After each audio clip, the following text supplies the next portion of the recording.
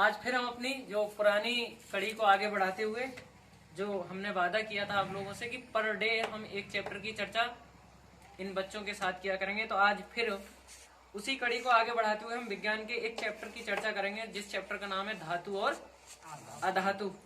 धातु और अधातु कक्षा 10 के लिए बहुत अच्छा चैप्टर है, क्योंकि इस चैप्टर में से एक दो क्वेश्चन तो जरूर पूछे ही जाते हैं। 1 नंबर का भी क्वेश्चन आता है, एक बहुविकल्पीय भी आता है और एक बड़ा क्वेश्चन भी आता है 3 या 4 नंबर का। ठीक है, चलते हैं फिर। आज सब लोग तैयार हो आप लोग? चलो आज अच्छा, आप तुम में से बताओगे कि किसी एक एंटीमनी जो है वो एंटीमनी धातु है, अधातु है या उपधातु है? एंटीमनी एक उपधातु है। ठीक है, अच्छा धातु क्या होती है वो बताओगे तुम मुझे? धातु क्या होती है? धातु बताओ। तुम में से किसी को धातु नहीं पता है? चलो मैं बताऊंगा। वे पदार्थ या वे धातुएं जो पीटने पर मुलायम हो जाती हैं या तन्ने होती हैं, धातुएं कहलाती, या जिनमें धनायन पाए जाते हैं वो क्या होती हैं? धातुएं होती हैं। या जिनमें आघात वर्धनीयता का गुण या तन्यता का गुण पाया जाता है वो क्या होती हैं?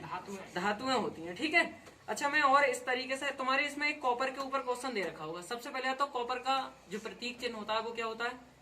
Cu से दर्शाते हैं कॉपर को। आवर्त सारणी में भी कॉपर को किससे दर्शाया गया है? Cu से दर्शाया गया है। अच्छा, इसमें से एक क्वेश्चन बहुत बार आता है, आघात वर्धनीयता या तन्यता किसे कहते हैं? तो आघात वर्धनीयता क्या होती है? आघात वर्धनीयता तुम्हें पता है यार? हाँ बताओ।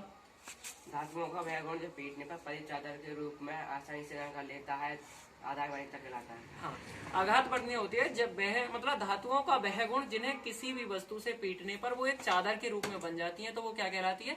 आघात वर्धनीयता कहलाती। ऐसे ही होती है तन्यता। तन्यता क्या होती है? तन्यता याद है तुम में से किसी को? हाँ बताओ। धातु को पतले तार के रूप में खींचने की क्रिया को तन्यता कहते हैं। गुण को, हाँ, सोने का तार 1 किलोमीटर लंबा खींचा जा सकता, 1 ग्राम में 2 किलोमीटर से लंबा तार खींचा जा सकता। तन्यता मैं बताता हूँ। धातुओं का वह गुण जिसके कारण उन्हें लंबा तार के रूप में खींचा जा सकता है, तन्यता कहलाता। सबसे तान्य धातु जो है पूरे उसमें जो पाई गई है वो सोना है, क्योंकि सोने का 1 ग्राम सोने से लगभग 2 किलोमीटर लंबा तार खींचा जा सकता है। अब आप कल्पना कर सकते हैं कि 2 किलोमीटर लंबा तार, उधर ग्राम कुल 1 ग्राम। ठीक है, तो तन्यता और आघात वर्धनीयता दोनों ही गुण किसके हैं? धातुओं के हैं। तन्यता में क्या होता है? लंबा तार खींचा जाता है। आघात वर्धनीयता में तो क्या होता है? पीट करके चादर की तरह बनाया जाता है। अच्छा, आगे एक क्वेश्चन चलते हैं हम। इसमें एक क्वेश्चन है बहुत अच्छा जो आता है, विद्युत रासायनिक श्रेणी क्या होती है? विद्युत, हाँ बताओ। धातुओं को अवरोही क्रम में व्यवस्थित किया गया है जिसे विद्युत रासायनिक श्रेणी कहते हैं। उदाहरण के लिए KNaCAMg AlZn हाँ बस FePvH CuHg AgAu। ठीक है। मैं इस विद्युत रासायनिक श्रेणी में दिया है कि विभिन्न धातुओं को उनके क्रम में रखने पर, वैसे कक्षा 12 में इस बात की चर्चा हुई है, विभिन्न धातुओं को उनके मानक इलेक्ट्रोड विभव के बढ़ते हुए क्रम में रखने पर जो श्रेणी प्राप्त बनती है उसे क्या कहते हैं? विद्युत रासायनिक श्रेणी कहते हैं। हालांकि तुम्हारे में भी इसी ऊपर क्वेश्चन है, लेकिन ध्यान रखना तुम्हारे में जो भी थ्योरी हो, मेरी थ्योरी तुम्हें आसान लगेगी। विभिन्न धातुओं को उनके मानक इलेक्ट्रोड विभव के बढ़ते हुए क्रम में रखने पर जो श्रेणी प्राप्त होती है उसे विद्युत रासायनिक श्रेणी कहते हैं। अच्छा, एक क्वेश्चन तुम्हारे इसमें दिया है, क्या कॉपर की छड़ को AgNO3 क्या होता है? सिल्वर नाइट्रेट, विलयन में डुबोने पर कुछ समय बाद विलयन का रंग नीला हो जाता है, इसका क्या राग होता है? इसमें दिया भी है विद्युत रासायनिक श्रेणी का प्रत्येक तत्व अपने से नीचे वाले तत्वों को उनके विलयन से विस्थापित कर देता। ऐसे ही जब कॉपर की छड़ को AgNO3 के विलयन में डाला जाता है तो कॉपर जो है वो AgNO3 के विलयन से Ag को विस्थापित कर देता और कॉपर नाइट्रेट का विलयन बना लेता। ठीक है, अच्छा आगे चलते हैं। इसमें एक क्वेश्चन और भी आता है, कॉपर ग्लांस का अणुसूत्र क्या होता है? केवल इस बात को पूछ लेता है कि भाई कॉपर ग्लांस का अणुसूत्र क्या होता है? तो कॉपर ग्लांस का अणुसूत्र होता है Cu2S। आगे चलते हैं, आयनिक यौगिक क्या होते हैं? आयनिक यौगिक के बारे में पता है तुम्हें? आयनिक यौगिक होते हैं किसी परमाणु में किसी दूसरे परमाणु पर इलेक्ट्रॉनों के पूर्ण स्थानांतरण से बने हुए यौगिक को क्या कहते हैं? आयनिक यौगिक कहते हैं। अच्छा, अयस्क और खनिज बहुत ज्यादा मोस्ट है इसमें, जो आता ही है। क्या अयस्क और खनिज? अयस्क क्या होते हैं बताओगे मुझे? सबसे पहले खनिज बताओ, खनिज क्या होते हैं? मैं बताता हूँ खनिज, तुम बताओ। पृथ्वी के अंदर, प्रकृति में पृथ्वी के अंदर धातुएं और उनके यौगिक जिस रूप में पाए जाते हैं उन्हें क्या कहते हैं? हम खनिज कहते हैं। यानी कि प्रकृति में पृथ्वी के अंदर धातुएं और उनके खनिज जिस रूप में पाए जाते हैं उन्हें क्या कहते हैं? जैसे लोहा है, लोहा है या कोयला है, पेट्रोलियम, ये सब पृथ्वी के अंदर है ना। ये पृथ्वी के अंदर अपने जिस रूप में पाए जाते हैं उन्हें क्या कहते हैं? खनिज कहते हैं। फिर कह रहे हैं अयस्क क्या होता है? जिस खनिज में किसी धातु की प्रचुर मात्रा या जिस खनिज में जो धातु ज्यादा मात्रा में पाई जाती है क्या कहलाती है? अयस्क कहलाती है। ठीक है, इसमें तुम्हारी क्वेश्चन में मिलेगा जिस खनिज में किसी धातु की प्रचुर मात्रा में कम व्यय पर आसानी से प्राप्त किया जा सकता है क्या कहलाता है? खनिज कहलाता है। जैसे एल्यूमिनियम, बॉक्साइट। हाँ, अयस्क। फिर कह रहे हैं खनिज और अयस्क में अंतर भी एक तरीके से तुम्हें पढ़ लेना है कि खनिज और अयस्क में अंतर क्या होता है। ठीक है, फिर इसमें एक दिया है क्या, निस्तापन क्रिया भी बहुत ज्यादा आती है आपकी परीक्षा में। निस्तापन क्रिया याद की होगी आपने, बताओ किसी को याद है? चलो मैं बताऊं। सांद्रित अयस्क को उसके गलनांक से नीचे ताप पर वायु की अनुपस्थिति में गर्म करने की क्रिया को क्या कहते हैं? निस्तापन कहते हैं। यानी कि वायु की अनुपस्थिति में किसी भी पदार्थ को या अयस्क को उसके गलनांक के नीचे गर्म करने की क्रिया को निस्तापन कहते हैं। ठीक है, निस्तापन भी बहुत ज्यादा चांसेस रहते हैं आने की परीक्षा में। निस्तापन और भर्जन। भर्जन में क्या होता है? सांद्रित अयस्क को अकेले या अन्य पदार्थ मिलाकर मिश्रण को वायु की नियंत्रित मात्रा में उसके गलनांक के ऊपर गर्म करने पर, गलनांक के नीचे बिना पिघलाए गर्म करने पर की क्रिया को क्या कहते हैं? भर्जन कहते हैं।